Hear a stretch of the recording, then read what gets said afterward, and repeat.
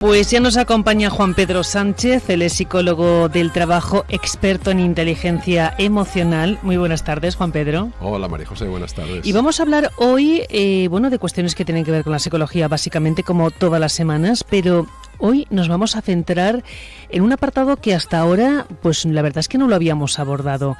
La fuerza que tiene el contexto, para la creación o el resurgimiento de muchos problemas. ¿Es más importante de lo que pensamos? Claro, es que normalmente hablamos a nivel individual, ¿no? De las personas, todo lo que Siempre, venimos hablando, sí. Inteligencia emocional, los recursos personales, estas habilidades sociales que son muy importantes.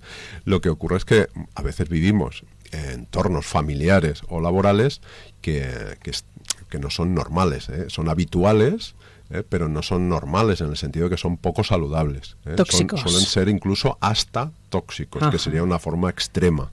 ¿Vale? Yeah. Y entonces eso es normal que nos afecte a la salud física, psicológica, emocional, mental. Es normal, es decir, ya no eres tú solo, sino que es el contexto en general lo que está pues enrarecido, digamos, lo que es poco saludable. Y esto ocurre a nivel laboral, pero a nivel familiar o en la educación social, a nivel de política, de gobierno, no lo podemos llevar donde quieras porque esto es un tema que generamos las personas. Ajá. Da igual donde estemos. Pero aquí estamos hablando de un contexto cuando se forma porque entre todos formamos un sistema. Ajá. Un sistema Sí. familiar, un sistema laboral, Sí. Un sistema. Sí. Entonces, en los sistemas, sabes que todos los componentes del sistema son interdependientes. Entonces, nosotros a nivel individual pues podemos tener recursos, que es recomendable que tengamos que los inteligencia tengamos igualmente, emocional, efectivamente. claro, eso es muy importante. Pero desde luego el contexto nos ayuda o nos perjudica muchísimo. Claro, el contexto nos puede enfermar. El contexto puede enfermar. Y luego a veces se le culpa solo a la persona. Uh-huh. Pero la culpa, no me gusta hablar de culpa, me gusta hablar Sí. más de responsabilidad. Sí. Pero la responsabilidad a veces no es de la persona solo, Ajá. es del contexto. Y el contexto está generado sobre todo por la influencia de las personas con mayor poder, con mayor autoridad, ¿no? La que mayor ponderación tienen en la jerarquía. Sí. ¿Vale? Vamos a adentrarnos en ese contexto, vamos a pensar, tenemos un contexto poco favorable en el ámbito familiar, en el ámbito laboral, en el ámbito social.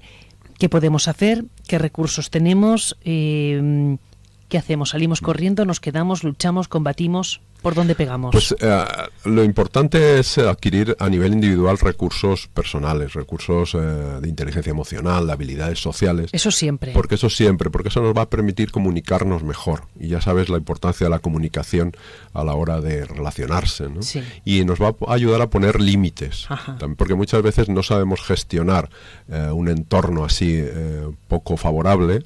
Y no ponemos límites, ¿no? Adquirimos conductas más sumisas, ¿no? Porque además se producen efectos muy estudiados en psicología social, como la dependencia normativa, ¿no? El conformismo, Sí. o la polarización, ¿no? Que todo el mundo piensa de una manera ya, porque eso es la cultura del contexto, y entonces tú pues te unes a esa forma de pensar y dices las cosas son así. Ajá. Pero las cosas son así porque alguien ha dicho que sean así o porque alguien ha impuesto que sean así. Entonces, cuanto más recursos tengas, más límites podrás poner. Sí. Y igual, dentro de un contexto poco favorable, Ajá. tú más o menos te desenvuelves bien, no te afecta tanto. Al menos el objetivo es que no enfermes a nivel mental, emocional, físico. Que se puede llegar a Que se enfermar puede y llegar a además enfermar. fácilmente si se te va de las manos y no eres consciente de lo que tienes y acabas en ese agujero negro, Claro. ¿no? Sí, porque esto genera estrés. Ujú. Y un contexto poco saludable o tóxico es muy estresante. Sí. Y el estrés genera enfermedad. Y no, está cuando claro. es continuo en el tiempo. Entonces, claro, lo ideal sería intervenir en el contexto, que las personas que tienen poder para cambiar esa cultura, esas normas escritas y no escritas, que cambiarán su comportamiento, porque muchas veces no es algo intencional, es Sí. algo inconsciente, algo automático, que lo hacen porque lo han hecho siempre así, porque de donde provienen sus padres o sus antiguos jefes lo hacían así, y entonces lo hacen así porque no saben de otra manera. Entonces a veces que hay que enseñarles a hacer las cosas de otra manera, a un liderazgo más saludable o unas normas, unos procedimientos para que haya claridad. Muchas veces hay mucha ambigüedad, por ejemplo. Sí. Y no están claras las cosas, las funciones de cada uno, el rol, se solapan y entonces yo hago cosas que tú luego haces y entonces entramos en conflicto porque no está claro quién hace las cosas. Por ejemplo. Eso genera esas polémicas muchas veces innecesarias si estuviera todo bien coordinado y bueno, pues mejor tratado. Claro, a veces es simplemente poner un poco de orden, de poner claridad de rol, organizar las tareas, procedimentar, decimos, ¿no? Poner procedimientos de cómo se hacen las cosas, porque fíjate, esto pasa mucho en empresas que han empezado familiares, pequeñitas, que empiezan siendo pequeñas y que no hace falta escribir las cosas, que las cosas se dicen de palabra. Y luego crecen. Y sí. Hay 25, 50, 100 personas y claro, ahí no hay nada escrito, todo es según se le ocurre a alguien que dirige. Pero claro, hay tantas personas que tiene que haber unas normas, pero unas normas que favorezcan el bien común, claro, no el bien de unas solas personas. Si hay un desajuste psicológico que tiende al egoísmo, que aunque no sea intencional, va a generar todo este caos. Y este caos que puede ir hacia lo extremadamente rígido y entonces no dejar a las personas hacer nada, o a lo extremadamente laxo. Y que aquello sea, como yo suelo decir, el ejército de Pancho Villa, cada uno hace lo que le da la gana. Lo que quiere y tampoco existe una coordinación ni una lógica, claro, ¿no? Eso también es poco saludable. Día a día. Claro, entonces se trata de cuando tenemos que convivir, tiene que haber unas mínimas normas que de algún modo favorezcan a todos. Y que, claro, todo el mundo en algún momento tiene que ceder o tiene que adaptarse a esas normas, pero que son normas por el bien común, no por el bien de unos pocos. Ahora te estoy escuchando muy atentamente y pienso, qué bien lo explicas y qué difícil me parece ponerlo en práctica. Me estoy imaginando, pues eso, jefes, trabajadores, plantillas, no lo sé, pero francamente es como coordinar todo un ejército de personas, meter mano a lo mejor en cosas que se están haciendo mal desde hace tantísimo tiempo que se han normalizado. Claro.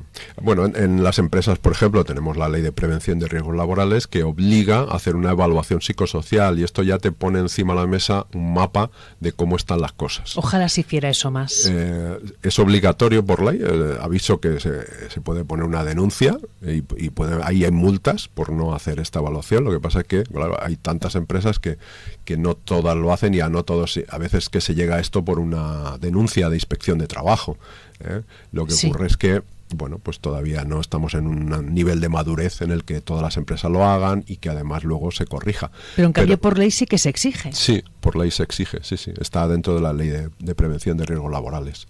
Y lo que ocurre es que pues todavía estamos un poco verdes aquí en este sentido. Siempre lo hemos comentado, Juan Pedro, cuando llegamos a estas entrevistas, yo siempre digo lo mismo, nos queda muchísimo por aprender, las personas, a los directivos, en este caso, que también son personas, lógicamente, cuando hablo de personas me refiero a la persona en nuestro día a día, esa inteligencia emocional llevada como se tiene que llevar, reconducida como se tiene que reconducir y sabiendo esas herramientas mínimas para tener una vida más saludable, que es de lo que se trata. En este caso, directivos, trabajadores y trabajadoras de empresa, lo mismo, nos falta mucho. Sí, falta mucho, evidentemente. La buena noticia es que hay empresas que sí que lo hacen. Sí. Y si hay empresas que lo hacen es que se puede hacer. Y se debe hacer, además. Y funciona. Y cuando intervenimos en las empresas, lo que hacemos es empezar por arriba, empezar por el equipo directivo, a darles recursos de inteligencia emocional, de liderazgo positivo, y entonces empiezan cuando el equipo directivo quiere. Si no quiere, no hay nada que hacer. No, eso Pero es como cuando todo. quiere, se le dan herramientas para que empiecen a cambiar sus comportamientos.